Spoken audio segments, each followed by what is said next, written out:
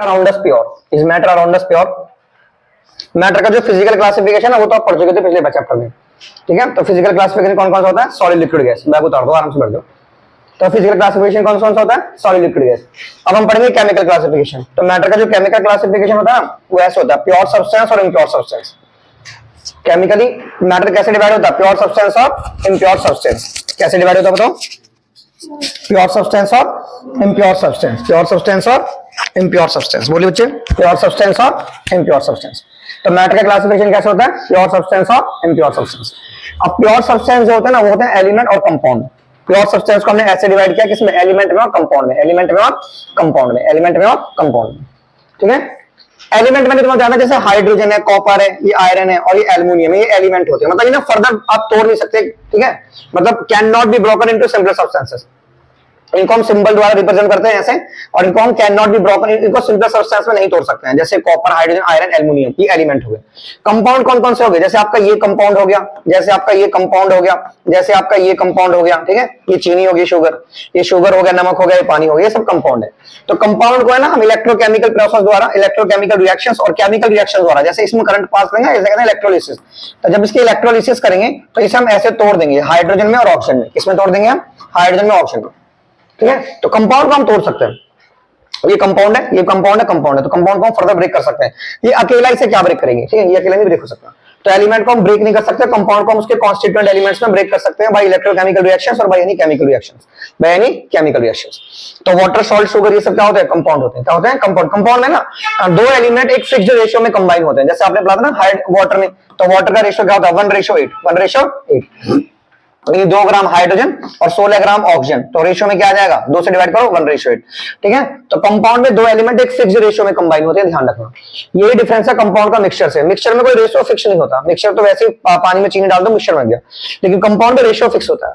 दो एलिमेंट एक fix ratio में आपस में कंबाइन होकर कंपाउंड का फॉर्मेशन करते हैं। दो एलिमेंट एक फिक्स रेशियो में आपस में कंबाइन होकर किसका फॉर्मेशन करते हैं? कंपाउंड का, ठीक है। किसका फॉर्मेशन करते हैं? कंपाउंड का फॉर्मेशन करते हैं। समझ में आ गया?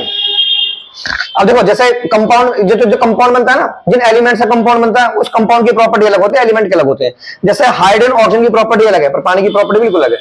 जैसे हाइड्रोजन से ये हाइड्रोजन है और ये ऑक्सीजन है, ठीक है। और ऑक्सीजन जो है ना आग लगाने वाली गैस है। देखो पानी, इनसे पानी भरा, पानी आग हो जाता है। तो जो कंपाउंड होता है ना जिनसे वो बनता है उनकी प्रॉपर्टी अलग होती है, कंपाउंड की प्रॉपर्टी अलग होती है, ठीक है। ये चीज है। कंपाउंड H2O कंपाउंड है, वो इन एलिमेंट से बना है, तो जिनसे वो बना है उनके गुण अलग है और उस कंपाउंड के गुण अलग है, कंपाउंड के गुण अलग है। ये बात ध्यान रखना, ठीक है। दूसरा डिफरेंस ये आएगा कंपाउंड और मिक्सचर में। कंपाउंड और मिक्सचर में, मिक्सचर में क्या होता है? जो जिन एलिमेंट से मिक्सचर बना होता है, जिन चीजों से मिक्सचर बना होता है, मिक्सचर में उनकी प्रेजेंस का पता चलता है कि वो उनसे बना हुआ है। कंपाउंड में पता नहीं चलता, ठीक है। कंपाउंड में पता नहीं चलता। समझ में आ गया? तो मिक्सचर में रेशियो फिक्स नहीं होता, कंपाउंड में दो एलिमेंट एक फिक्स रेशियो में कंबाइन होकर कंपाउंड का फॉर्मेशन करते हैं। इसका फॉर्मेशन करते हैं कंपाउंड का। तो ये कंपाउंड हो गया। अच्छा, अब जो मिक्सचर होता है ना, मिक्सचर इम्प्योर सब्सटेंस मिक्सचर हो गया। मिक्सचर हमारे दो तरह का होता है, मतलब होमोजीनियस, हेटेरोजीनियस। तो होमोजीनियस में यूनिफॉर्म कंपोजिशन होती है, जो बहुत अच्छा घुलता है। मतलब ये समझ लो जो बहुत अच्छा घुला है, जैसे हर जगह बहुत एकसार घुला है, तो जिसकी यूनिफॉर्म कंपोजिशन होती है ना उसे कहते हैं होमोजीनियस। बहुत अच्छा घुला है, ठीक है। और ये थोड़ा खराब सा घुला, कभी इतना इतना इतना ऐसे उल्टा सीधा ऐसे घुला, ठीक है, बेकार सा घुला है, ठीक है। तो ये कौन सा जो अच्छा नहीं घुला है? ये नॉन यूनिफॉर्म। क्या है? नॉन यूनिफॉर्म मिक्सचर है, वो है मिक्सचर, नॉन यूनिफॉर्म कंपोजिशन है। तो ये यूनिफॉर्म कंपोजिशन है और ये नॉन यूनिफॉर्म कंपोजिशन है। तो मिक्सचर में क्या बोलोगे आप? होमोजीनियस मिक्सचर कौन सा होता है? तो होमोजीनियस में ना uniform composition throughout the mixture, ठीक है। कैसे बोलेंगे? यूनिफॉर्म कंपोजिशन होती है थ्रू आउट द मिक्सचर। एक लाइन तो ये लिखनी है, uniform composition throughout the mixture.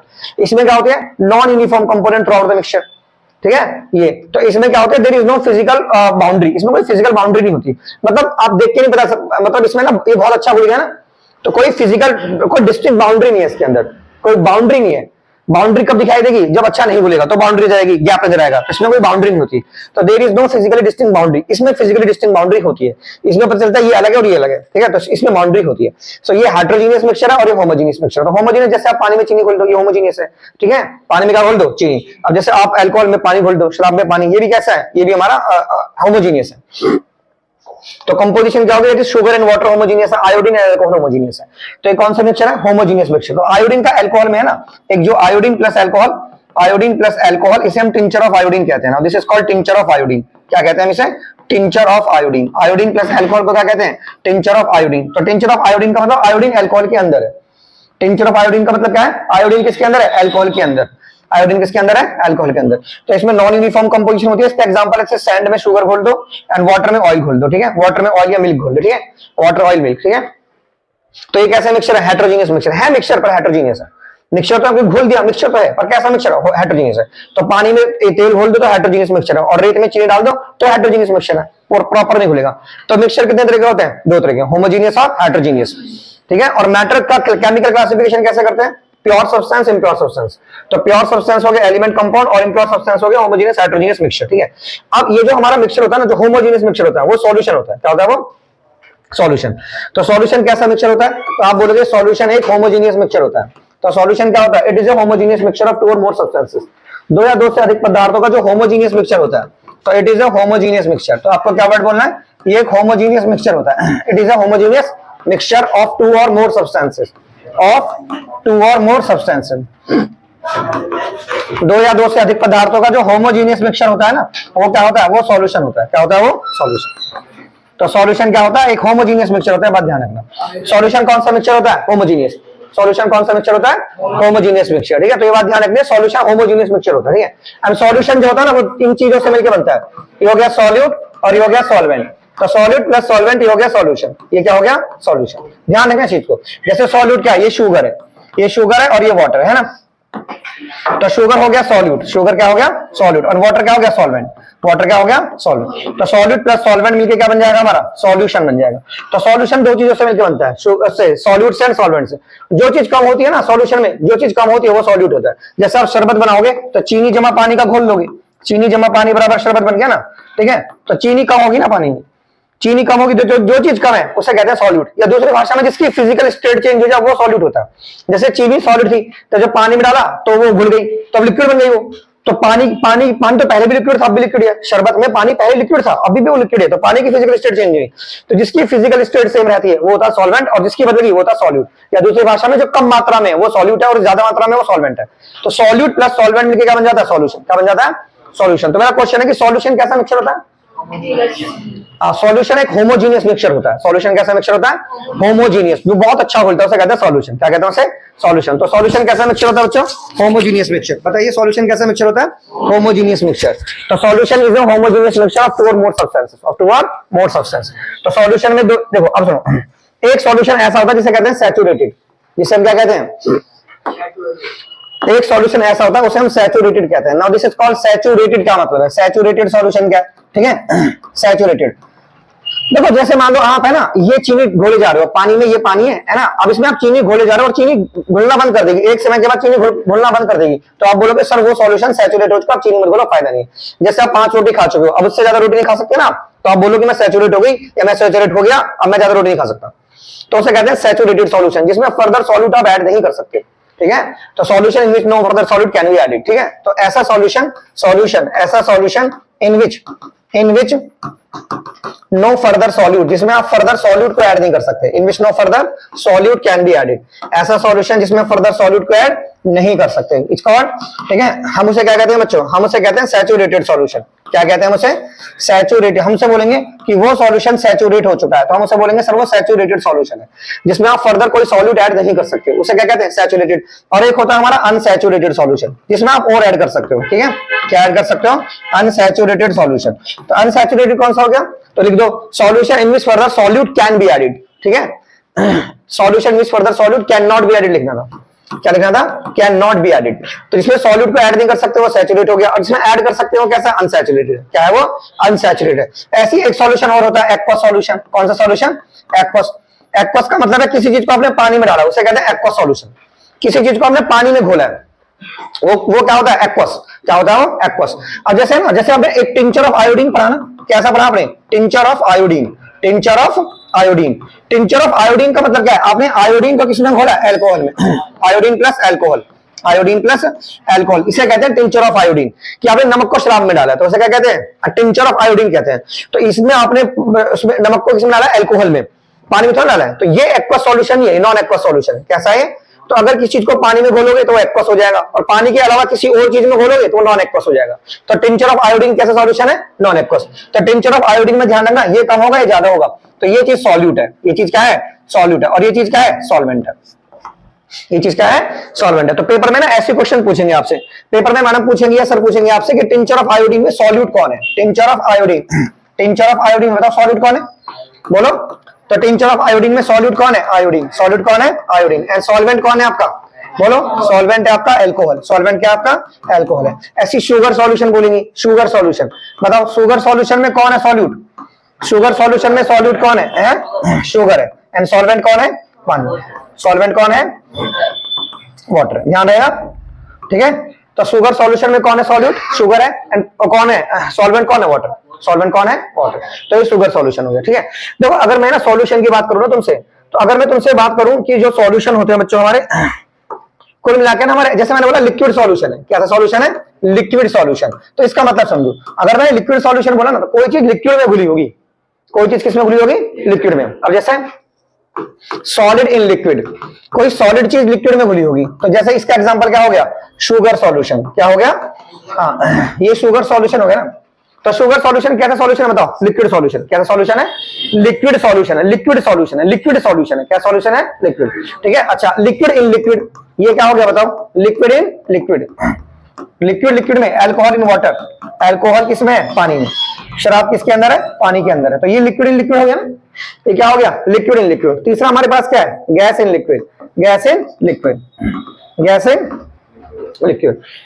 तो गैस लिक्विड के अंदर है, बताइए कौन सी है, जो आप ड्रिंक पीते हो, सॉफ्ट ड्रिंक वगैरह, ठीक है, अरेटेड ड्रिंक्स कहते हैं, ठीक है, सॉफ्ट ड्रिंक, उसमें ना गैस भरी होती है। जो कोल्ड ड्रिंक पीते हो ना मार्केट से लाके, तो कोल्ड ड्रिंक में गैस भरी होती है, गैस, CO2 गैस, तभी तो उसे हिलाने से उसका प्रेशर बनता है गैस का, और फिर जैसे ढक्कन खोल देना सारी गैस बाहर, सारी गैस बाहर, तो उसे एरेटेड ड्रिंक्स कहते हैं। तो वो किसका एग्जांपल है, वो भी हमारा लिक्विड सॉल्यूशन है, क्या हमारा लिक्विड सॉल्यूशन, ठीक है।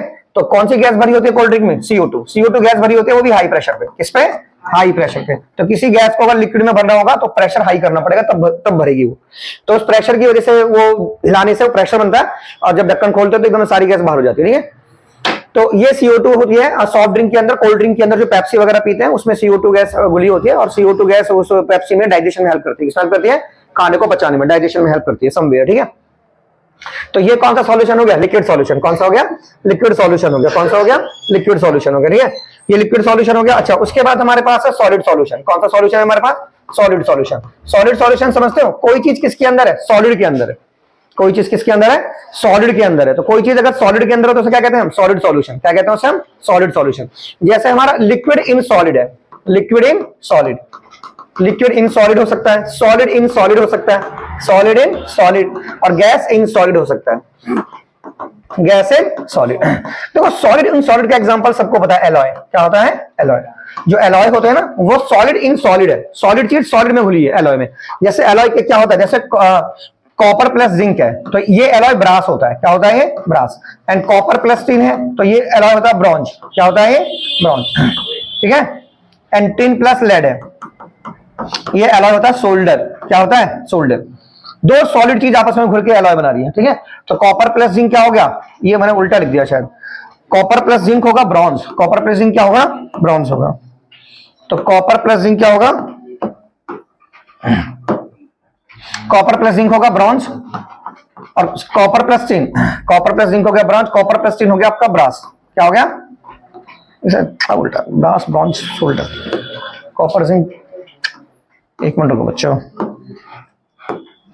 कॉपर प्लस जिंक, ये मैंने क्या लिखा था पहले, ब्रास लिखा था ना, जिंक प्लस कॉपर क्या हो गया हमारा, टिन प्लस लेड हो गया सोल्डर, कॉपर प्लस जिंक हो गया हमारा bronze, and tin plus copper,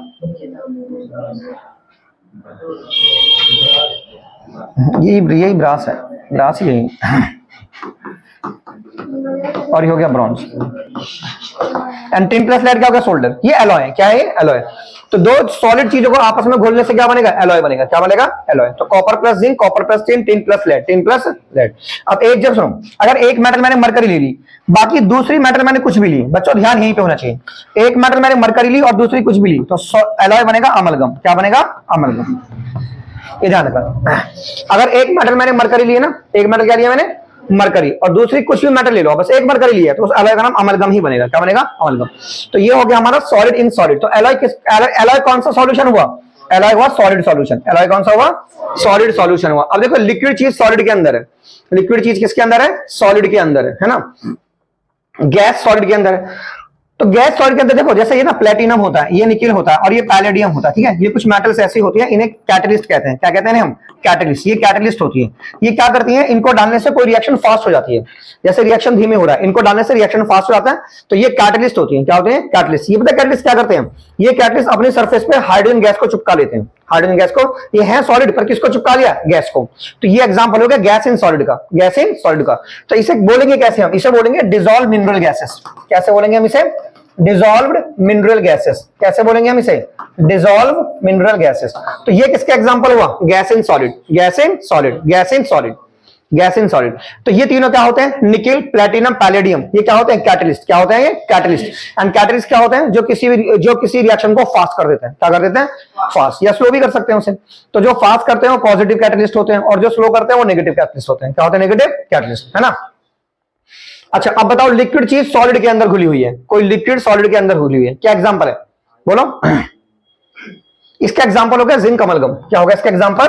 zinc amalgam, ठीक है। जिंक अमलगम हो गया, ये लिक्विड चीज होती है, ठीक है। अमलगम क्या हो गया? एक लिक्विड, और जिंक क्या हो गया? सॉलिड।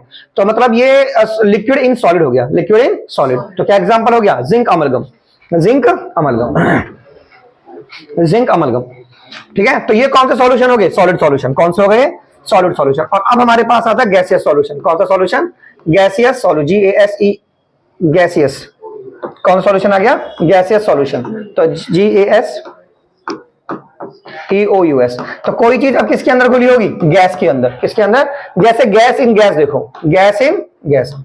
तो गैस इन गैस का एग्जांपल एयर नहीं हो गया? एयर में बहुत सारी गैस है। एयर में क्या है बेटा? आपको साइंस चैप्टर, साइंस करो, हाँ, जो एग्जाम में आ रहा हो करो, ठीक है। तो गैस इन गैस हो गया एयर। गैस इन गैस क्या हो गया? एयर। तो गैस इन गैस का एग्जांपल क्या हो गया? Air, air, air. अच्छा, solid in gas, solid in gas, ठीक है। सॉलिड इन गैस का एग्जांपल था iodine vapour, iodine vapour in air. Iodine की जो वेपर होती है वो हवा में, ठीक है। तो ये किसका है? Solid in gas. And liquid in gas का एग्जांपल क्या हो गया? कोई चीज लिक्विड है और वो गैस के अंदर है। क्या गैस के अंदर है? क्या एग्जांपल हुआ? हाँ, परफ्यूम वगैरह हो गया। कोई चीज लिक्विड है पर वो गैस के अंदर है, परफ्यूम, ठीक है। और कैसे बोलोगे इसे आप? Dissolve mineral gas, iodine vapour से नहीं होगा ना। ये आप वो याद कर सकते हो, मॉइस्चर हो गया ना। मॉइस्चर में पानी की ड्रॉप हवा में होती है, गैस के अंदर होती है, ठीक है, O2 के अंदर। तो ये मॉइस्चर लिख सकते हो। क्या लिख सकते हो आप? मॉइस्चर, ठीक है। आयोडीन वेपर इन एयर हो गया, solid in gas. And liquid in gas का एग्जांपल क्या हो गया? मॉइस्चर हो गया। Liquid in gas, liquid in gas, ठीक है। तो क्या हो गया? हाँ हाँ, मॉइस्चर तो हो गया वो। वाटर वेपर, ठीक है, water vapour in air, water vapour in air. तो ये किसका एग्जांपल हुआ? गैसियस सॉल्यूशन का। तो कुल मिलाकर 9 तरह के सॉल्यूशन होते हैं। कितने होते हैं? 9 तरह के सॉल्यूशन होते हैं, ठीक है। समझ में आ गया? तो आपको मैं पूछूंगा मुझे एक लिक्विड सॉल्यूशन का एग्जांपल दो, तो बोल देना सर शुगर सॉल्यूशन, ठीक है। क्या दे देना? Sugar solution, sugar solution. देखिए हम आ गए एलिमेंट पे। किस पे आ गए हम? एलिमेंट पे। तो एलिमेंट्स होते हैं हमारे metals, metalloids and non metals. सबका ध्यान ये होना चाहिए, क्वेश्चन आपके पास ही आने वाला है। एलिमेंट हो गए हमारे पास 3 तरीके से, metal, metalloids and non metals. Metal, non metals and metalloids. मतलब एलिमेंट्स ऐसे डिवाइड होते हैं, metals, metalloids and non metals. अब देखिए सुनिए मेटल्स क्या होते हैं। जैसे मेटल्स है ना, जैसे आप ये पढ़ते हो ना, जैसे आप सोडियम पढ़ते हो, आप मैग्नीशियम पढ़ते हो, आप एल्युमिनियम पढ़ते हो, ठीक है। सोडियम, मैग्नीशियम, एल्युमिनियम ये सब पढ़ते हो। तो इसकी वैलेंसी क्या पढ़ते हो आप? इसका कॉन्फ़िगरेशन 2 8 1 हो गया, इसका कॉन्फ़िगरेशन 2 8 2 हो गया, इसका कॉन्फ़िगरेशन 2 8 3 हो गया, ठीक है। तो आपको क्या सिखाया था मैंने कि ये 1 इलेक्ट्रॉन निकाल देगा, ये 2 निकाल देगा, ये 3 निकाल देगा, पता है ना। तो जो निकालते हैं ना इलेक्ट्रॉन, जैसे 1 निकाल देगा, इस पे प्लस आ गया। जैसे मैग्नीशियम 2 निकाल देगा, इस पे प्लस आ गया। जैसे एल्युमिनियम 3 निकाल देगा, इस पे प्लस आ गया। तो निकालने के लिए प्लस आता है, निकालने के लिए क्या आता है? प्लस, ठीक है। और लेने के लिए क्या आता है? माइनस। तो ये इन पे प्लस आएगा क्योंकि ये 1 इलेक्ट्रॉन निकाल देगा। आपको पता है 1 इलेक्ट्रॉन क्यों निकालेगा? क्योंकि इसको लास्ट में 8 पूरे करने हैं। ये 2 निकाल देगा, इसको 8 पूरे करने हैं। ये 3 निकाल देगा, इसको 8 पूरे करने हैं। और 8 पूरे करने को क्या कहते हैं? ऑक्टेट। क्या कहते हैं? ऑक्टेट। तो सभी ऑक्टेट पूरा करना चाहते हैं, सभी 8 पूरे करना चाहते हैं, तो इसलिए वो निकालते हैं इलेक्ट्रॉन, ठीक है। और जैसे सल्फर है और ऑक्सीजन है, नाइट्रोजन है, तो सल्फर क्या होता है? 2 8 6। ऑक्सीजन क्या होता है? 2 6। और नाइट्रोजन क्या होता है? 2 5, ठीक है। तो अब ये 8 पूरे करने के लिए 6 निकालेगा नहीं, 2 लेगा। तो चूंकि ये 2 लेगा, 2 माइनस, ये 2 लेगा, ये 2 माइनस, और ये 3 लेगा तो 3 माइनस, 3 माइनस। तो ये लेने के लिए माइनस लेंगे, ठीक है, माइनस। तो इसके पास, तुम बताओ इसके पास कितने इलेक्ट्रॉन है? सल्फर 2 माइनस के पास इलेक्ट्रॉन कितने हैं?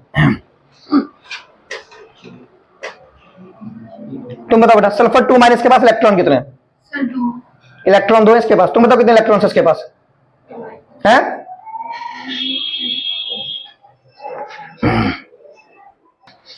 चलिए सुनिए, ये S2 माइनस है ना, बताया था ना तुम्हें कि इसमें 16 इलेक्ट्रॉन्स होते हैं, ठीक है, और प्रोटॉन भी 16 हैं, लेकिन 2 माइनस का मतलब क्या है कि इसने 2 इलेक्ट्रॉन ले रखे हैं, तो इसके पास इलेक्ट्रॉन हो गया 18। जैसे नाइट्रोजन है, इसके पास 7 है, ठीक है, लेकिन 3 माइनस का मतलब क्या है, ठीक है, इसके पास 10 इलेक्ट्रॉन है। कितने इलेक्ट्रॉन है? 10। समझ में आ गया नहीं आ गया? समझ में आया तुम्हें? तो ये ऐसे पढ़ते हैं आपको। तो सल्फर के पास जैसे एल्युमिनियम का एटॉमिक नंबर है 13, 3 प्लस का मतलब 3 माइनस करना है, तो इसमें 10 इलेक्ट्रॉन है। कितने इलेक्ट्रॉन है? 10। मैग्नीशियम का 12, 2 प्लस का मतलब माइनस, माइनस का मतलब प्लस करना है। बस ध्यान रखिए, प्रोटॉन उतने ही होंगे जितना एटॉमिक नंबर होगा, ठीक है, जितना एटॉमिक नंबर होगा प्रोटॉन प्लस या माइनस से प्रोटॉन पे कोई फर्क नहीं पड़ता, वो एटॉमिक नंबर के बराबर होता है। तो मैं बता रहा हूं मेटल्स एंड नॉन मेटल्स। तो मेटल्स वो होती है जिन पे प्लस का चार्ज होता है, जैसे ये मेटल है, ये मेटल है और ये मेटल है। यानी मेटल में किस चीज की टेंडेंसी होती है? इलेक्ट्रॉन को खोने की। तो इसने 1 इलेक्ट्रॉन खोया है, इसने 2 इलेक्ट्रॉन खोया, इसने 3 इलेक्ट्रॉन खोया। समझ में आ गया? तो मेटल में किस चीज की टेंडेंसी होती है? इलेक्ट्रॉन को खोने की, ठीक है। तो ये सब मेटल्स हैं। क्या है ये सब? मेटल। समझ में आ गया? तो मेटल वो होती है जो इलेक्ट्रॉन को खोती है और जिन खोने से उन पे प्लस आता है, तो उन्हें मेटल्स कहते हैं। क्या कहते हैं उन्हें? मेटल्स। और नॉन मेटल वो होती है जो इलेक्ट्रॉन को लेती है और जिनमें से उन पे माइनस आता है। क्या आता है? माइनस। ठीक है, बताओ मेटल में किस चीज की टेंडेंसी होती है? इलेक्ट्रॉन को खोने की कि लेने की? और नॉन मेटल्स में? हाँ, नॉन मेटल में किस चीज की टेंडेंसी होती है? इलेक्ट्रॉन को लेने की, और मेटल्स में खोने की। ठीक है, तो ये बात हमेशा ध्यान रखिए। ठीक है, समझ में आ गया? तो मेटल्स क्या होती है? तो मेटल्स के जो गुण होते हैं ना, एमएसडी से याद कर लो, महेंद्र सिंह धोनी से। ऐसे महेंद्र सिंह धोनी से मेटल के सारे गुण याद कर लो। एम माने होता है मैलेबल। एम माने क्या होता है? मैलेबल। मैलेबल का मतलब होता है, ये पूछेंगे मैलेबल का मतलब क्या होता है? मैलेबिलिटी, या मैलेबल का मतलब हो गया मैलिएबिलिटी। ये इसका मतलब क्या है? मैलिएबिलिटी का मतलब है कि हम मेटल को पीट पीट के उनको शीट में कन्वर्ट कर सकते हैं। The property of metals by virtue of which, the property of metals, metals के अंदर मौजूद वो गुण, बाय वर्च्यू ऑफ विच, जिस गुण के कारण, the property of metals by virtue of which, जिस गुण के कारण it can be drawn, it can be converted, it can be converted, it can be converted into thin sheets, it can be converted into thin sheets. तो metal की वो property जिस property के कारण उनको थिन शीट्स में convert कर सकते हैं, इसको मैलेबल, मैलेबिलिटी कहते हैं। मतलब मेटल को मार मार के उनको थिन शीट्स में कन्वर्ट करना, उसे क्या कहते हैं? मैलेबिलिटी। क्या कहते हैं उसे? तो मेटल मैलेबल होती है। दूसरा वर्ड है डक्टिलिटी। दूसरा वर्ड क्या है? डक्टिलिटी, है ना। देखो आप यहां से पकड़ सकते हो कि मैलेबिलिटी का मतलब शीट में कन्वर्ट करना होता है। किसमें कन्वर्ट करना होता है? शीट में। तो मैलेबिलिटी का मतलब शीट में कन्वर्ट करना होता है। डक्टिलिटी का मतलब क्या होता है? The property of metals, metals के अंदर मौजूद वो गुण। ठीक है, the property of metals, the property of metals, metals के अंदर मौजूद वो गुण, बाय वर्च्यू ऑफ विच, जिस गुण के कारण, by virtue of which it can be drawn into thin wires, it can be drawn, it can be drawn, ठीक है, it can be drawn into thin wires, it can be drawn into thin wires. तो metal के अंदर मौजूद वो गुण जिस गुण के कारण मेटल को हम खींच के उसके पतले लंबे तार बना सकते हैं। तो मेटल को खींच के उसके पतले लंबे तार बनाना, उसे कहते हैं डक्टिलिटी, और उसको मार मार के उसको शीट में कन्वर्ट करना, उसे कहते हैं मैलेबिलिटी। क्या कहते हैं उसे? मैलेबिलिटी। तो मैलेबिलिटी का मतलब होता है मेटल का शीट बनाना, और डक्टिलिटी का मतलब होता है मेटल को खींच के उसके पतले लंबे तार बनाना, पतले लंबे तार बनाना। दूसरा तीसरी प्रॉपर्टी होती है कि मेटल गुड कंडक्टर होती है। किसकी? हीट की और इलेक्ट्रिसिटी की। मतलब मेटल में बहुत करंट फ्लो होता है, बहुत हीट फ्लो होती है, और सबसे ज्यादा जो हीट फ्लो होती है ना, ये करंट फ्लो होता है, तो सबसे ज्यादा गुड कंडक्टर होती है मेटल में, वो सिल्वर होती है। ऐसा कौन सा मेटल है जो गुड कंडक्टर होता है इलेक्ट्रिसिटी का? तो आप बोलोगे सिल्वर। कौन सा ऐसा मेटल है? सिल्वर। ठीक है, तो सिल्वर एक ऐसा मेटल है जो इलेक्ट्रिसिटी का गुड कंडक्टर होता है, सिल्वर। ठीक है, और जो बैड कंडक्टर होता है वो होता है हमारा लेड। बैड कंडक्टर क्या होता है हमारा? लेड। बैड कंडक्टर क्या होता है? पीवी। पीवी माने क्या होता है? लेड। लेड हमारा बैड कंडक्टर है और सिल्वर हमारा गुड कंडक्टर है। मतलब ऐसी मेटल सिल्वर है जिसमें सबसे अच्छा करंट फ्लो होता है। Silver, silver, silver. सिल्वर का सिंबल एजी, सिल्वर का सिंबल। और जब आप सिंबल लिखते हो ना, तो पहला कैपिटल दूसरा स्मॉल लिखना है। ठीक है, ध्यान रखो, क्योंकि ये एक ही एलिमेंट है। ठीक है, तो पहला कैपिटल दूसरा स्मॉल लिखना है। और लेड हमारा बैड कंडक्टर है। ठीक है, तो मेटल में अच्छा करंट फ्लो होता है। क्या होता है? अच्छा करंट फ्लो होता है, क्योंकि मेटल में है ना large number of free electrons होते हैं। Due to large number of free electrons, बहुत सारे फ्री इलेक्ट्रॉन्स होने की वजह से मेटल में अच्छा खासा करंट फ्लो होता है, क्योंकि मेटल में फ्री इलेक्ट्रॉन्स बहुत होते हैं। ठीक है, तो मेटल के एग्जांपल क्या हो गया? कॉपर, सिल्वर, गोल्ड, सोडियम, ये सब मेटल्स हो गए। क्या हो गए? सब मेटल्स। एक प्रॉपर्टी और होती है मेटल में कि वो शाइन करती है, और एक प्रॉपर्टी वो होती है कि वो सोनोरस होती है। क्या होती है? सोनोरस।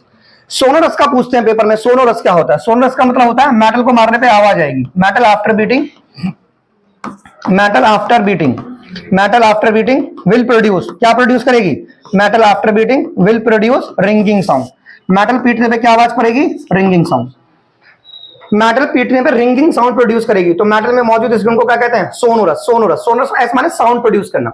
ठीक है, तो मेटल पीटने में क्या साउंड प्रोड्यूस करेगी? Ringing sound. क्या साउंड प्रोड्यूस करेगी? और इस प्रॉपर्टी को क्या कहते हैं? सोनोरस। सोनोरस, सोनोरस कहते हैं। ठीक है, ये सोनरस हो गया, मेटल में शाइन होता है, मेटल सोनरस होता है। ओके, सारी की सारी मेटल हमारी लिक्विड होती है, सॉलिड होती है, सिर्फ ये वाली मेटल छोड़ के मरकरी। मरकरी एक ओनली मेटल है दैट इज लिक्विड। मैं पूछूंगा एक मेटल बताओ जो लिक्विड होती है, तो आंसर क्या है? मरकरी।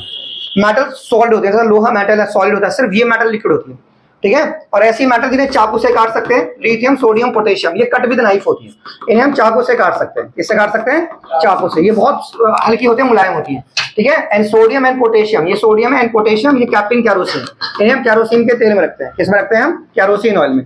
तो सोडियम पोटेशियम को कहाँ रखते हैं हम? कैरोसिन ऑयल में। कहाँ रखते हैं हम? हाँ, तो मैं पूछूंगा कौन सी ऐसी मेटल है जिन्हें कैरोसिन के तेल में रखते हैं, तो क्या बोलोगे? Sodium potassium. तो सोडियम पोटेशियम को रखते हैं कैरोसिन ऑयल में। Lithium, sodium, potassium cut with knife होती है। और ये जो मेटल होती है गैलियम, सीजियम, ये गैलियम हो गया और ये हो गया सीजियम। गैलियम और सीजियम, गैलियम और सीजियम, तो इनके लो मेल्टिंग पॉइंट होते हैं, मतलब ये हथेली पे रखते ही पिघल जाती है। लो मेल्टिंग पॉइंट होते हैं, हाई बॉइलिंग पॉइंट होते हैं। हाई क्या होते हैं? Boiling point. हाई क्या होते हैं? बॉइलिंग पॉइंट, ठीक है। तो ये चूंकि इनके हाई बॉइलिंग पॉइंट होते हैं तो इनको टेम्परेचर नापने में यूज करते हैं, टेम्परेचर मेजरमेंट में, टेम्परेचर मेजरमेंट में यूज करते हैं इनको, ठीक है। तो लो मेल्टिंग पॉइंट होते हैं। स्कूल में पूछेंगे हथेली पे रखने वाली, हथेली पे रखते ही पिघलने वाली मेटल कौन सी है? Gallium, caesium. गैलियम और कौन सी ऐसी मेटल है जिन्हें कैरोसिन के तेल में रखते हैं? सोडियम, पोटेशियम, क्योंकि खुले में और पानी में वो आग पकड़ लेते हैं। खुले में और पानी में क्या पकड़ लेते हैं? वो आग। तो इसलिए कहां रखते हैं उन्हें? तो उसमें रखते हैं, किसमें? कैरोसिन के तेल में रखते हैं। किस किस को? सोडियम, पोटेशियम को। एंड कट विद नाइफ कौन सी है? Lithium, sodium. ओके, कौन सी ऐसी मेटल है जो लिक्विड होती है? Which metal is liquid? जल्दी क्विक फास्ट, कौन सी मेटल लिक्विड होती है? आप इतना तो ध्यान कर लेती, मरकरी। आपको इतना भी होश नहीं, हद हो गई भैया, सामने तो लिखा हुआ है, इतना बड़ा वाला लिखा हुआ है, कम से कम अटेंटिव होके सुन तो लो। तो कौन सी ऐसी मेटल है जो लिक्विड होती है? मरकरी। सो मरकरी एक ऐसी मेटल होती है जो लिक्विड होती है। तो कौन सी मेटल लिक्विड होती है? मरकरी। कौन सी मेटल लिक्विड होती है? मरकरी। कौन सी मेटल को कैरोसिन के तेल में रखते हैं? Sodium, potassium, sodium, potassium, sodium, potassium, इन्हें कहाँ रखते हैं? कैरोसिन के तेल में, कैरोसिन के तेल में रखते हैं। And lithium, sodium, potassium cut with knife होती है। गैलियम, सीजियम के low melting point, high boiling point होते हैं, हाई बॉइलिंग पॉइंट होते हैं, ठीक है। समझ में आ गया? नहीं आ गया? चलिए दूसरी चीज देखिए जल्दी से, नॉन मेटल्स क्या होती है। ये नॉन मेटल,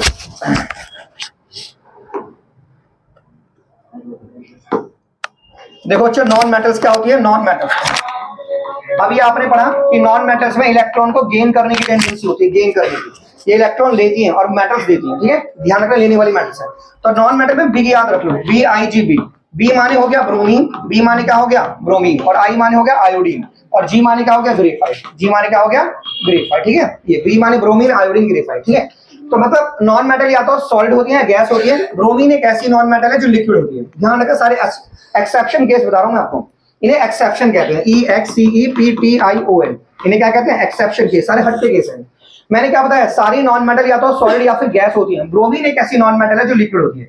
मेटल में मरकरी लिक्विड है, नॉन मेटल में ब्रोमीन है, ठीक है। सारी नॉन मेटल में करंट फ्लो नहीं होता, पर ग्रेफाइट एक ऐसी नॉन मेटल है जो गुड कंडक्टर होती है, किसकी? इलेक्ट्रिसिटी की। नॉन मेटल में करंट फ्लो नहीं होता, पर ग्रेफाइट एक ऐसा नॉन मेटल है जिसमें करंट फ्लो होता है, और आयोडीन में शाइन होता है। आयोडीन में क्या होता है? शाइन। नॉन मेटल कभी चमकती नहीं है, पर आयोडीन एक ऐसा नॉन मेटल है जो शाइन करता है। आयोडीन एक ऐसा नॉन मेटल क्या करता है? शाइन। ये ध्यान रखना, ये बिग याद रखना। ब्रोमीन, आयोडीन, ग्रेफाइट सब में एक खास बात है, ब्रोमीन लिक्विड नॉन मेटल है, आयोडीन शाइनिंग नॉन मेटल है, और ग्रेफाइट गुड कंडक्टर इलेक्ट्रिसिटी की। अच्छा, नॉन मेटल में सारे उल्टे गुण लिख दो। ये मैलेबल नहीं होती, डक्टाइल नहीं होती, बैड कंडक्टर होती है। एग्जांपल है, एग्जांपल ऐसे याद कर लो, SHOPS, ठीक है। ये सब non metal shops. Sulphur, hydrogen, oxygen, phosphorus and acid, ठीक है, ठीक है। सल्फर, हाइड्रोजन, ऑक्सीजन, फास्फोरस, ये सब नॉन मेटल क्या है? सब ये सब नॉन मेटल, ये सब क्या है? Non metal. समझ में आ गया? सो नॉन मेटल में किस चीज की टेंडेंसी होती है? इलेक्ट्रॉन को लेने की और नेगेटिव बनने की। इलेक्ट्रॉन को लेने की। लेगा कौन? जिसके पीछे 3 से ज्यादा इलेक्ट्रॉन होंगे, जिसके पीछे 3 से ज्यादा, जैसे 2 8 5 हो गया है ना, एंड 2 8 6 हो गया, एंड 2 8 7 हो गया। देखो इनके पीछे 3 से ज्यादा इलेक्ट्रॉन है, तो ये सब नॉन मेटल्स है। ये सब क्या है? नॉन मेटल, ठीक है। तो ये इलेक्ट्रॉन्स लेंगे, जैसे ये फास्फोरस है तो ये 3 लेगा 8 पूरे करने के लिए। ये क्लोरीन है तो 1 लेगा 8 पूरे करने के लिए। ये सल्फर है तो 2 लेगा 8 पूरे करने के लिए। हाँ जी आकांक्षा, आकांक्षा इसके पास इलेक्ट्रॉन कितने? Cl1- के पास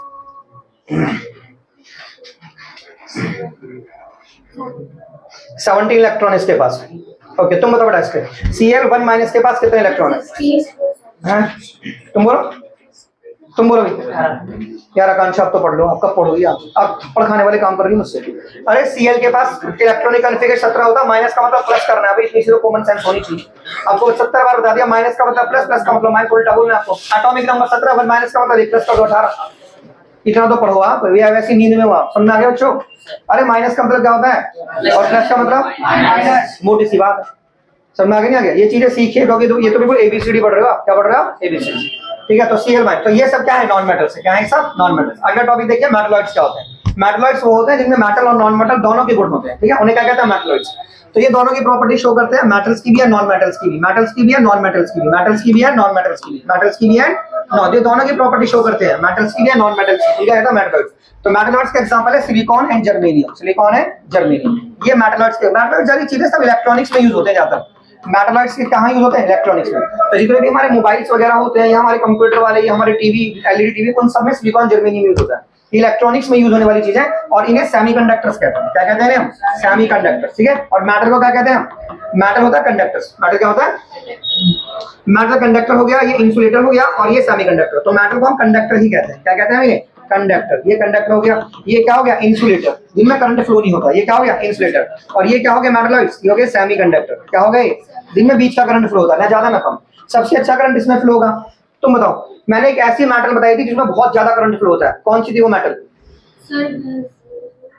हाथ पीछे, कौन सी थी वो मेटल? कौन सी थी वो मेटल जिसमें सबसे ज्यादा करंट फ्लो हो रहा था? बोलिए, कौन सी थी वो मेटल जिसमें सबसे ज्यादा करंट फ्लो हो रहा था? बताइए। हैं? कॉपर थी। कौन सी थी बेटा? कौन सी थी? वो सिल्वर थी, सिल्वर। वो सिल्वर थी। एजी एजी एजी एजी एजी एजी एक ऐसा मेटल है जिसमें खूब करंट फ्लो होता है, उसे क्या कहते हैं? सिल्वर। सिल्वर सिल्वर एजी एजी एजी। आगे समझ में? पता नहीं बच्चे नींद में बैठे हैं, अभी तो पढ़ा है इतना सब, नींद में है, पता नहीं चल रहा उनको। नींद से जाग जाओ, बिल्कुल जाग जाओ नींद से। हाँ तुम बताओ, ऐसे पदार्थ जिनमें मेटल एंड नॉन मेटल दोनों के गुण होते हैं उन्हें क्या कहते हैं? क्या कहते हैं तुम बताओ? कहां थी आप कहां हो? सही तो बताया उसने, मेटलॉइड्स। ये ऐसे थोड़ा ना कि क्लास लेने आ गए बस फर्स्ट बैंक में बैठ गए, पैर लाते पढ़ते थे। क्या कहते हैं उन्हें? मेटलॉइड्स कहते हैं। क्या कहते हैं हम? मेटलॉइड्स कहते हैं, ठीक है? तो जिनमें मेटल एंड नॉन मेटल्स के गुण होते हैं उन्हें कहते हैं मेटलॉइड्स। और मेटलॉइड्स का एग्जांपल क्या बताया था मैंने आपको? मेटलॉइड्स का एग्जांपल है सिलिकॉन और जर्मेनियम, सिलिकॉन और जर्मेनियम, ठीक है? अब उसके बाद देखिए मिक्सचर कितने तरह के होते हैं, ये वाले मिक्सचर जल्दी से देखिए फटाफट। Mixture saturated, unsaturated, solubility, concentration and physical chemical change. Metal non metal तो मैंने पूरा बता दिया आपको, ठीक है? Element, compound, physical chemical change बताया हूं, मिक्सचर कंपाउंड बताया हूं आपको, ठीक है? चलो खत्म करते हैं इसको। देखिए एक इजी सा टॉपिक बताता हूं पहले आपको, physical chemical change. Physical and chemical change, ध्यान सुनना बच्चों। फिजिकल केमिकल चेंज पे आ जाओ वापस। Physical change and chemical change क्या होता है? देखो तीन बात याद रख लीजिए। फिजिकल चेंज मतलब ये टेम्परेरी चेंज होता है, it is a temporary change. ये कैसा चेंज होता है? ये टेम्परेरी चेंज होता है, it is a temporary change, ठीक है? और इसमें नो न्यू सब्सटेंस फॉर्म, इसके अंदर कोई नया पदार्थ नहीं बनता। No new substance is formed in it, इसके अंदर कोई नया पदार्थ नहीं बनता, ठीक है? No new substance is formed in it, ठीक है? ये टेम्परेरी चेंज होता है, इसके अंदर कोई नया पदार्थ नहीं बनता। No new substance is formed in it, ठीक है? और it can not be reverse, ठीक है? It can be reverse, sorry, इसको रिवर्स कर सकते हैं। क्या कर सकते हैं इसको? रिवर्स, ये रिवर्स हो सकता है। तो ये फिजिकल चेंज होता है, ठीक है? केमिकल चेंज के 3 पॉइंट याद कर लो। Chemical change, chemical change, chemical change के 3 पॉइंट याद कर लो बच्चों कि इट इज ए, ये एक परमानेंट चेंज होता है। ये कैसा चेंज होता है? Permanent change. ये परमानेंट चेंज होता है, इसको रिवर्स नहीं कर सकते। It can not be reverse, ये परमानेंट है तो रिवर्स नहीं हो सकता। It can not be reversed, इसको रिवर्स नहीं कर सकते हैं, ठीक है? और new substance is formed in it, इसके अंदर क्या बनता है? इसके अंदर न्यू सब्सटेंस बनता है। New substance is formed in it, इसके अंदर न्यू सब्सटेंस बनता है। ये केमिकल चेंज हुआ, ठीक है? तो केमिकल चेंज के अंदर न्यू सब्सटेंस बनेगा, ठीक है? और ये एक इसको रिवर्स नहीं कर सकते, और ये परमानेंट चेंज है, ठीक है? और ये हो गया हमारा फिजिकल केमिकल चेंज। अब सुनिए जरा एग्जांपल के तौर पर, ठीक है? अगर आप है ना, आप BCDRN लिख दो, BCDRN ये लिख दो आप, ठीक है? बी और बी से BCDRN लिखिए ना, सुनो। बी का मतलब क्या हो गया बच्चों? BCDRN लिख दो, ये बोलिए मत, BCDRN लिख दो, BCDRN। तो बी का मतलब हो गया बर्निंग, बी का मतलब क्या हो गया? Burning, burning. और सी का मतलब हो गया कुकिंग, सी का मतलब क्या हो गया? कुकिंग। और डी का मतलब क्या हो गया? डाइजेशन, डी का मतलब क्या हो गया? डाइजेशन। और आर का मतलब क्या हो गया? Refining of fruits, refining of fruits, refining of fruits, या फिर रस्टिंग, या फिर rusting, refining of fruit, rusting. और एन का मतलब हो गया न्यूट्रलाइजेशन, एन का मतलब क्या हो गया? न्यूट्रलाइजेशन। जब भी ये सारे वर्ड्स आएंगे ना, BCDRN, burning, cooking, digestion, refining, rusting, neutralization, ये सारे चेंज हमारे केमिकल चेंज होंगे, क्या होंगे सारे? Chemical change. तो केमिकल चेंज किसी चीज को जलाना, कुकिंग, खाने का डाइजेशन, रिफाइनिंग, रस्टिंग, न्यूट्रलाइजेशन, जब भी ये सब आप पढ़ोगे ये सब केमिकल चेंज होगा। ठीक है, क्या होगा? Chemical change. और फिजिकल चेंज में कौन कौन से पॉइंट पढ़ लोगे फिर आप? एमसीडी, फिजिकल पॉइंट, फिजिकल में ये पढ़ लीजिए एमसीडी। एम माने मिक्सिंग अगर आ गया, क्या आ गया? मिक्सिंग आ गया, मेल्टिंग आ गया, मिक्सिंग मेल्टिंग। और सी माने क्रिस्टलाइजेशन आ गया, सी माने क्या आ गया? क्रिस्टलाइजेशन। एंड डी माने डिसॉल्विंग आ गया। तो जब भी ये सारे चेंज आ गए तो ये सब चेंज हो जाएंगे केमिकल चेंज। क्या? Physical change. क्या हो जाएंगे? Physical change. देखो उसमें देखो मेल्टिंग आ गया ना, आइस मेल्टिंग, मैंने सिंपल शॉर्टकट बता दिया आपको, मिक्सिंग, मेल्टिंग, डिसॉल्विंग। जब भी ये सब चीजें आएंगी तो वो कौन सा चेंज होगा? वो चेंज होगा आपका फिजिकल चेंज। कौन सा होगा वो? फिजिकल। और जब भी BCDRN आएगा वो कौन सा चेंज होगा? Chemical change. कौन सा होगा वो? केमिकल चेंज होगा। ठीक है, तो फिजिकल चेंज और केमिकल चेंज होगा। ठीक है बच्चों, तो मैंने इजी सा टॉपिक था ये खत्म कर दिया। अच्छा, उसके बाद सैचुरेटेड अनसैचुरेटेड सॉल्यूशन के अंदर अब देखिए सॉल्युबिलिटी। क्या देखिए? सॉल्युबिलिटी क्या होती है? सॉल्युबिलिटी का मतलब होता है आप कितना सॉल्यूट एक गिवन टेंपरेचर पे किसी सॉल्वेंट में घोल सकते हैं। जैसे आप 10 ग्राम चीनी ही घोल सकते हैं 100 ग्राम पानी में, तो वो उसकी सॉल्युबिलिटी 10 ग्राम होगी। ठीक है, जैसे मान लीजिए इसमें सॉल्युबिलिटी क्या होता है कि कितना सॉल्यूट आप एक सॉल्वेंट पे घोल सकते हैं एट एक उस टेंपरेचर में, टेंपरेचर चेंज नहीं करना। जैसे 10 डिग्री टेंपरेचर है और यहां पे मैं 10 ग्राम चीनी घोल सकता हूं 100 ग्राम पानी में, 100, बस इससे ज्यादा चीनी नहीं घुलेगी, तो सॉल्युबिलिटी 10 होगी। सॉल्युबिलिटी कितनी हो गई? 10। तो सॉल्युबिलिटी का मतलब क्या होता है? It is the amount of solute in A saturated solution at A given temperature. ठीक है, कितना सॉल्यूट आप घोल चुके हो, ठीक है, सैचुरेटेड सॉल्यूशन में एट ए गिवन टेंपरेचर, उसे क्या कहते हैं? सॉल्युबिलिटी। क्या कहते हैं उसे? सॉल्युबिलिटी। अब कंसंट्रेशन का मतलब होता है क्या? कंसंट्रेशन कई तरीके से होती है पर आपके सिलेबस में होती है mass by mass percentage. Concentration का मतलब होता है mass by mass percentage, mass by volume percentage. देखो मास बाई मास का मतलब है ऊपर भी मास नीचे भी mass into 100, mass of solid mass of solution. Mass by volume का मतलब है ऊपर मास नीचे वॉल्यूम, तो mass of solid volume of solution into 100। ठीक है, तो मास बाई मास का मतलब क्या हुआ? Mass of solute mass of solution into 100। And वो मास बाई वॉल्यूम का मतलब क्या हुआ? Mass of solute volume of solution into 100। ठीक है, जैसे मैंने तुमसे बोला कि 40 ग्राम जो है ना NaOH है वो घुला हुआ है, is dissolved in 40 gram of NaOH, ठीक है, इज डिसॉल्व्ड इन 100 ग्राम पानी, 100 ग्राम पानी में डिसॉल्व है। ठीक है, 40 ग्राम NaOH, 40 ग्राम NaOH किसमें डिसॉल्व है? 100 ग्राम पानी में। तो निकालो मास बाई मास परसेंटेज, निकालो मास बाई मास परसेंटेज। तो सॉल्यूट का मास कितना है बताइए? 40। एंड सॉल्वेंट का मास कितना है? कि सॉल्यूशन का मास ही है, सॉल्यूशन दोनों होगा पानी प्लस ये सॉल्यूशन, समझते हो? Solute plus solvent, solute plus, तो ये रहा सॉल्यूट और पानी का मास कितना? 100, तो कितना हो गया? 140 और इनटू में 100, इनटू में 0 से 0 काटो, इसको इससे मल्टीप्लाई कर दो, 400 डिवाइड कर दो 14 से, ये आ गया आपका मास बाई मास परसेंटेज। समझ में आ गया क्या? ऐसे निकालेंगे, जैसे 40 ग्राम NaOH 100 ग्राम पानी में है ना, तो 40 प्लस 100 मिला के हो जाएगा सॉल्यूशन का मास, क्योंकि सॉल्वेंट का मास नहीं, नीचे सॉल्यूशन है, नीचे सॉल्यूशन ही आएगा, नीचे क्या आएगा? सॉल्यूशन। तो ये कंसंट्रेशन है, दो तरीके से व्यक्त की जाती है, मास बाई मास और mass by volume. Mass of solute mass of solution into 100, mass of solute mass of solution into 100, mass of solute mass of solution into 100, क्योंकि ऊपर भी मास नीचे भी मास, ऊपर भी मास नीचे भी मास, ऊपर सॉल्यूट का नीचे सॉल्यूशन का, ऊपर सॉल्यूट का नीचे सॉल्यूशन का, बहुत सिंपल सा। ठीक है, तो मास बाई मास और मास बाई वॉल्यूम परसेंटेज। देखो वॉल्यूम वाला देखो, जैसे मैंने तुमसे बोला कि वॉल्यूम कैसे निकालेंगे, जैसे मैंने तुमसे बोला कि हमारे पास है ना 40 ग्राम NaOH है, ठीक है, और वो 250 ml उसमें 250 ml सॉल्यूशन में, तो बताओ क्या होगा मास बाई वॉल्यूम परसेंटेज? तो आपको क्या निकालना है? मास बाई मास कह सकते हैं, वॉल्यूम परसेंटेज इसको कह सकते हैं, mass by volume percentage, mass by volume percentage. तो मास ऑफ सॉल्यूट कितना हो गया? 40, एंड सॉल्यूशन का मास कितना हो गया? 250। ml में लेते नहीं है, इंटू 1000 कर दो, लीटर में लेते हैं। ठीक है, इंटू पता क्यों करा? अरे देखो बच्चों, ये ml है ना, इसको लीटर में कन्वर्ट करने के लिए 1000 से डिवाइड करेंगे, 1000 से, तो जब तुम डिवाइड नीचे करोगे तो ऊपर पहुंच जाएगा मल्टीप्लाई में। ठीक है, जैसे तुम ऐसे करोगे ना 40 अपॉन में 250 और नीचे करोगे 1000, तो 1000 यहां मल्टीप्लाई में आ जाएगा। सो दिस इज 40 इंटू में 1000 और नीचे कितना आएगा? 250। कितना आएगा? तो इसको इससे काटेंगे तो कितना आएगा? 4, तो इसका मतलब 160। तो ऐसे निकालना। ठीक है, आपको पकड़ना है क्वेश्चन। ठीक है सर, ये मास ऑफ सॉल्यूट हो गया, ये वॉल्यूम ऑफ सॉल्यूशन। वॉल्यूम की पहचान क्या? जो चीज ml में होगा वो वॉल्यूम होगा। क्या हो गया? वो वॉल्यूम। तो कंसंट्रेशन को व्यक्त करने के हैं दो तरीके, वैसे तो और भी होते हैं, बड़ी क्लास में पढ़ोगे 11वीं में आप, तो अभी आपके पास दो ही तरीके हैं। ठीक है, अच्छा कौन सा है? Mass by mass, mass by volume. Volume by volume होगा, तो वॉल्यूम बाई वॉल्यूम अगर पढ़ना है आपको, जैसे आपको वॉल्यूम बाई वॉल्यूम पढ़ना है तो वॉल्यूम बाई वॉल्यूम पढ़ना है ना, जैसे आपको वॉल्यूम बाई वॉल्यूम परसेंटेज पढ़ना है। ठीक है, तो volume of solid volume of solution. ठीक है, वॉल्यूम बाई वॉल्यूम कैसे हो जाएगा? वॉल्यूम ऑफ सॉलिड का मतलब क्या होता है? वैसे सीखा किसने, कहां पढ़ा आपने वॉल्यूम? दिखाओ जरा। मास बाई वॉल्यूम होगा, मास बाई मास होगा, मास बाई मास होगा।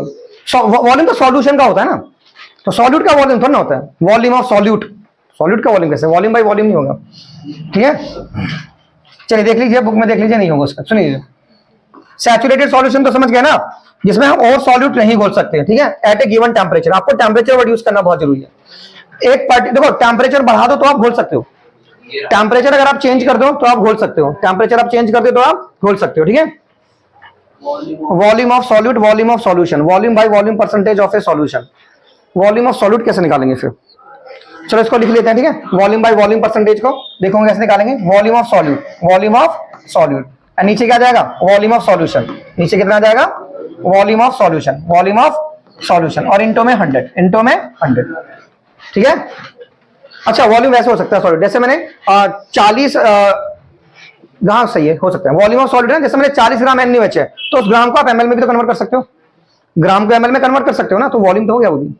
40 ग्राम NaOH किस में डिसॉल्व है, 100 ग्राम पानी में, तो 1 ml, देखो 1 लीटर इक्वल्स टू 1000 ml हो गया ना, 1 लीटर इक्वल्स टू 1000 ml, और 1 litre equals to your 1 kg also, लगभग इतना ही होता है, 1 लीटर में 1 किलो kg होता है, 1 लीटर में 1000 ग्राम होते हैं, तो ग्राम की चीज को लीटर में कन्वर्ट किया जा सकता है, वॉल्यूम है, क्या है वो, वॉल्यूम।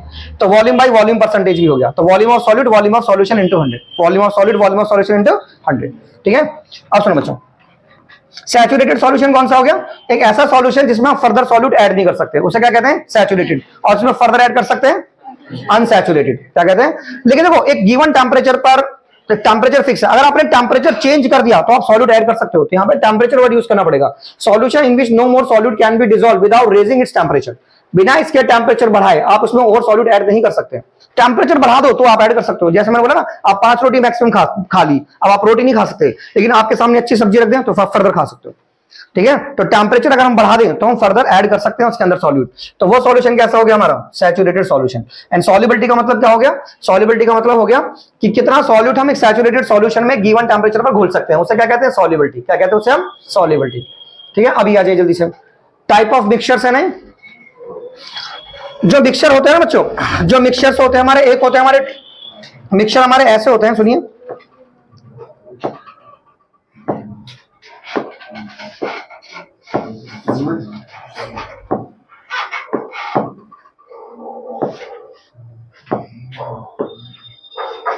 कंसंट्रेशन को दिखाने के ना, अभी आपने 3 तरीके पढ़े कंसंट्रेशन को एक्सप्रेस करने के, ठीक है। कंसंट्रेशन को एक्सप्रेस करने के हमने 3 तरीके पढ़े, ठीक है। कौन कौन से, mass by mass, mass by volume, volume by volume, ठीक है। तरीके और भी होते हैं बच्चों, जैसे एक छोटा सा तरीका ये भी होता है, आप आपसे शॉर्ट फॉर्म पूछ सकते हैं, इसकी पार्ट्स पर मिलियन एंड पार्ट्स पर बिलियन, ये भी होते हैं, ठीक है। ये सब कंसंट्रेशन को दिखाते हैं, पार्ट्स पर मिलियन, पार्ट्स पर बिलियन, पार्ट्स पर मिलियन, पार्ट्स पर मिलियन, और ये क्या हो गया हमारा, ये हो गया हमारा पार्ट्स पर बिलियन, पार्ट्स पर बिलियन, पार्ट्स पर बिलियन, तो ये हो गया हमारा पार्ट्स पर मिलियन, पार्ट्स पर बिलियन, ठीक है। बाकी और पढ़ोगे 11वीं में, मोलरिटी, मोलरिटी, नॉर्मलिटी, बहुत सारी टर्म्स होते हैं कंसंट्रेशन दिखाने के लिए, ठीक है।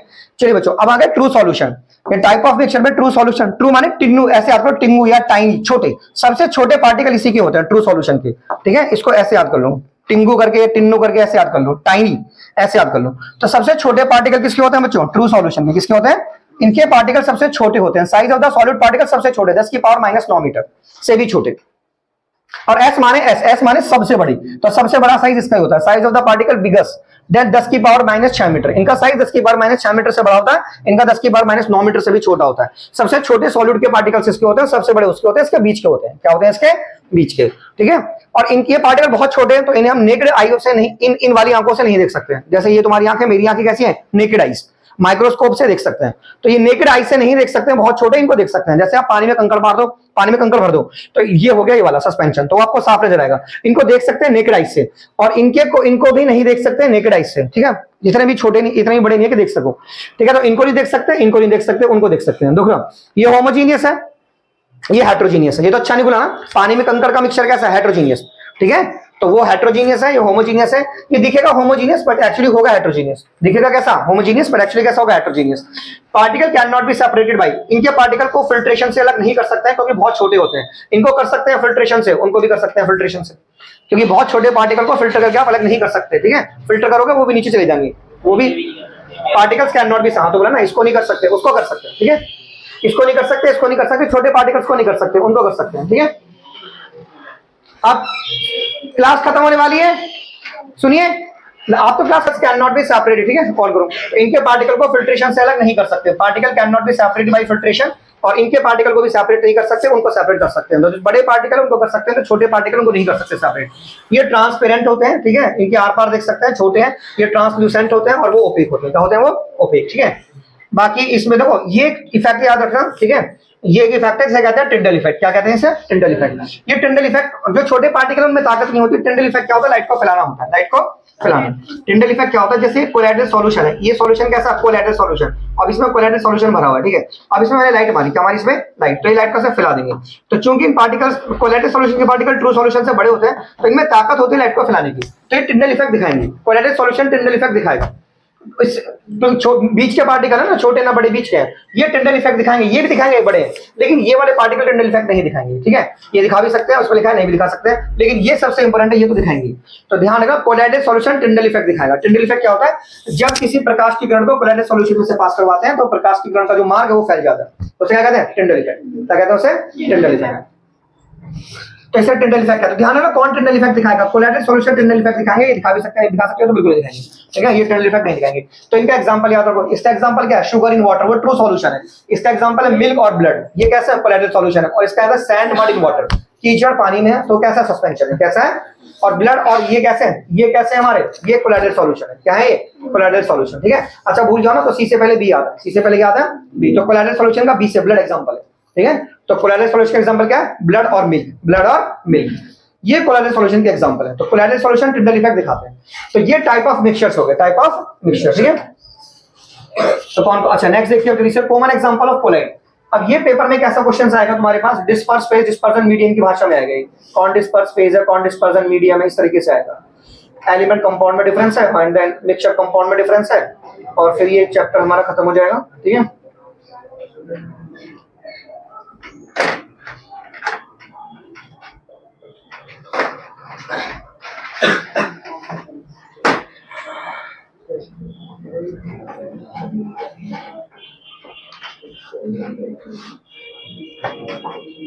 अच्छा सुनिए जल्दी से,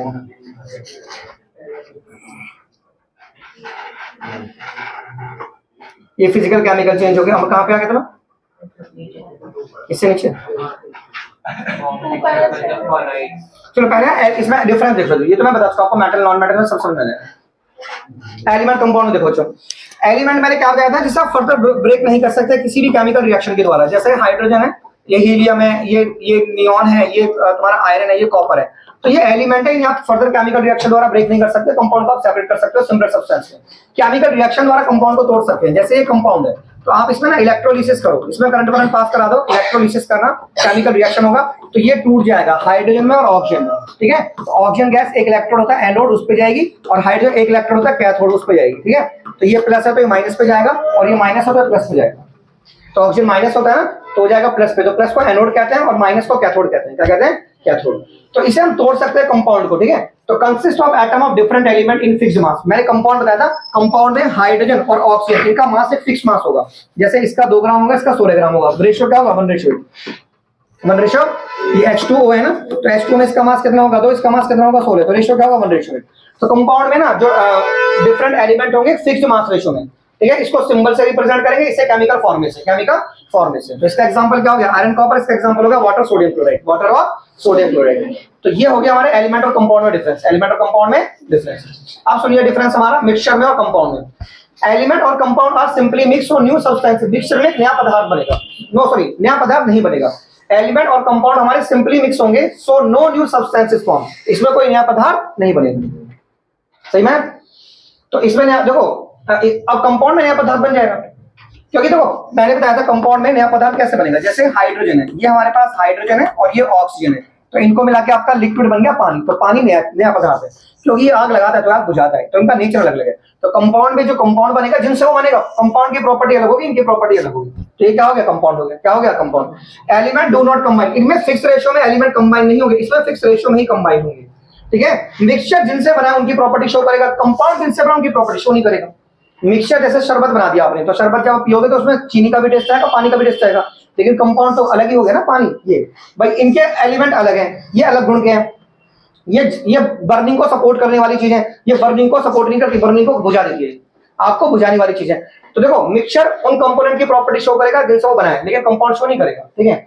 कंपोनेंट कैन बी, मिक्सचर के कंपोनेंट को मैकेनिकल मेथड से भी अलग कर सकते हैं, ठीक है। जैसे आपने चीनी में रेत डाल दिया तो आप अलग कर सकते हो, हाथों से भी कर सकते हो, ठीक है। चीनी में कंकड़ डाल दो, अलग कर सकते हो, लेकिन इसको आप अलग नहीं कर सकते मैकेनिकल मेथड से, ठीक है। तो सिंपल मैकेनिकल मेथड से आप इसको अलग नहीं कर सकते। इसका एग्जांपल है sugar in water and oil in water. ये कैसे एग्जांपल हो गए मिक्सचर के, ठीक है। तो इनको अलग करने की टेक्निक्स होती है, ठीक है।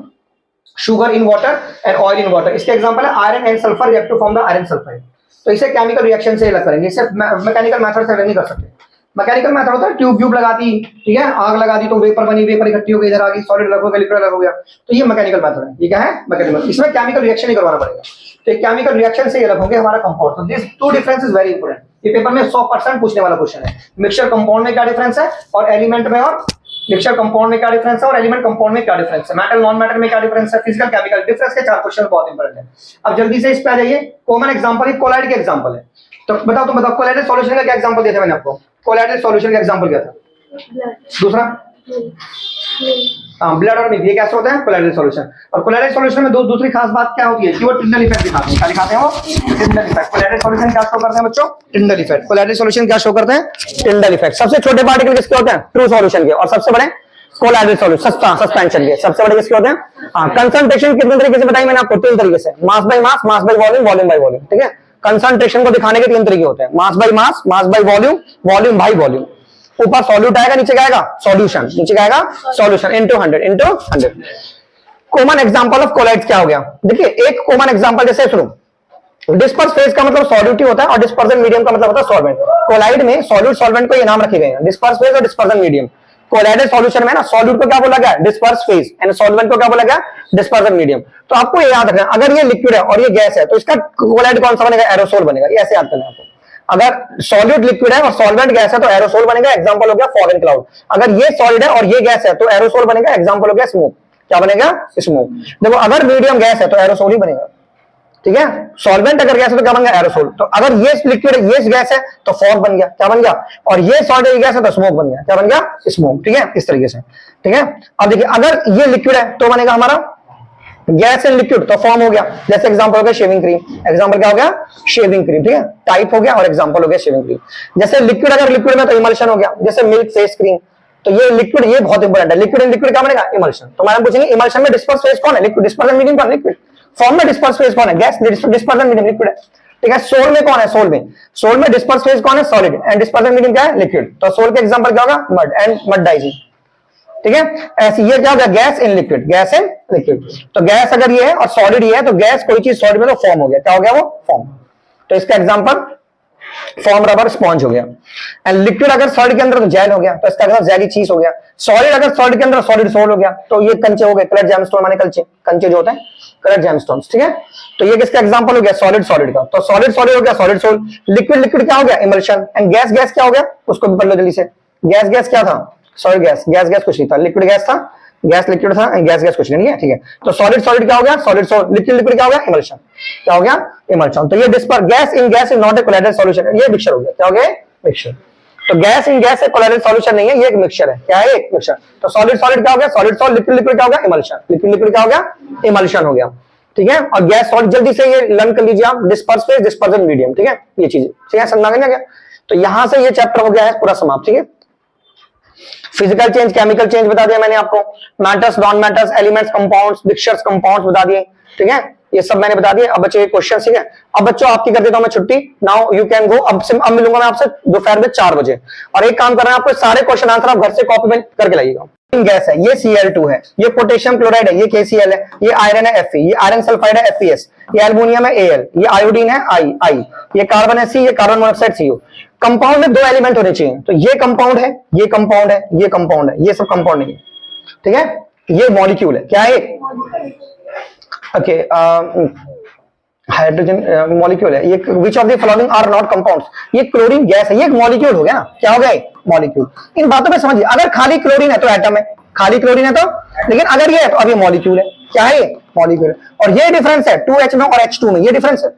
इसका मतलब है 2 हाइड्रोजन एटम, इसका मतलब है हाइड्रोजन के 2 एटम, 2 हाइड्रोजन एटम। और इसका मतलब क्या है? इसका मतलब है 1 मॉलिक्यूल ऑफ हाइड्रोजन, ये डिफरेंस है, 1 मॉलिक्यूल ऑफ हाइड्रोजन। इसका मतलब ये है, इसका मतलब क्या है? 2 एटम, और ये 2 एटम है हाइड्रोजन के, है ना। और ये क्या? ये एक मॉलिक्यूल है। क्या? ये एक मॉलिक्यूल है। ऑन करो बेटा तुमसे ये क्वेश्चन देखिए, इसमें हमसे पूछा कौन सा कंपाउंड नहीं है, कौन सा कंपाउंड नहीं है, ठीक है। जैसे क्लोरीन गैस क्या होगी, ये हमारे पास होगी क्लोरीन गैस, ये हमारे पास क्लोरीन गैस होगी Cl2, ठीक है, ये Cl2 हो गया, ये पोटेशियम क्लोराइड हो गया, ये हमारे पास आयरन हो गया, ये आयरन सल्फाइड हो गया, ठीक है, एल्युमिनियम हो गया, ये आयोडीन हो गया, ये कार्बन है। देखो जो सिंगल सिंगल है, जैसे एल्युमिनियम है, ये आयरन है और ये कार्बन है और ये आयरन है, तो ये सारे तो एलिमेंट है ना, ये सारे क्या है एलिमेंट। और जो डबल है जैसे आयरन सल्फाइड है, कार्बन मोनोऑक्साइड है, ये कंपाउंड है, क्या है ये कंपाउंड है, क्योंकि कंपाउंड में दो एलिमेंट एक फिक्स रेशियो में कंबाइन होते हैं, दो एलिमेंट एक फिक्स रेशियो में, ये कंपाउंड है। बाकी ये मैं क्या बता रहा हूं, जैसे 2H है और ये H2 है, इसका मतलब है 2 एटम ऑफ हाइड्रोजन, इसका मतलब क्या है, ये दो एटम है किसके, हाइड्रोजन के, इसका मतलब दो एटम किसके हैं, ये हाइड्रोजन के, और इसका मतलब क्या है, one molecule of hydrogen, one molecule of, ये एक मॉलिक्यूल है किसका, हाइड्रोजन का, ये डिफरेंस है, ठीक है। और मॉलिक्यूल गैस के फॉर्म में होता है, जैसे ये एक एटम है और ये एक मॉलिक्यूल है, ये दो एटम है, ये एक मॉलिक्यूल है, ये गैस के फॉर्म में होगा, जैसे ये एक एटम है, ये एक मॉलिक्यूल है, तो ये गैस के फॉर्म में होगा, तो मॉलिक्यूल हमेशा गैस के फॉर्म में होता है, किसमें होता है, गैस के फॉर्म में। तो ये दो एटम है और ये क्या एक मॉलिक्यूल है, क्या है एक मॉलिक्यूल, एटम ऐसे ये फ्रीली घूम रहे थे, फिर इन्होंने रिएक्शन करके आपस में एक बॉन्ड बना लिया, क्या बना लिया, बॉन्ड, क्या बना लिया, बॉन्ड, तो अब ये मॉलिक्यूल बन गया, ये ऐसे थे और ये दो अलग अलग ऐसे थे, अब इनमें रिएक्शन हुई तो आपस में इनमें ऐसा बॉन्ड बन गया, क्या बन गया, ऐसा बॉन्ड, समझ में आ गया क्या। तो ये केमिस्ट्री इस तरह से चलती है, ठीक है। तो ये क्या है, ये वन मॉलिक्यूल ऑफ हाइड्रोजन है, ये टू एटम ऑफ हाइड्रोजन है, two atom of hydrogen and one molecule of hydrogen, समझ में आ गया इसको। तो आप घर से है ना, अब ऑफ करो, ठीक है। अब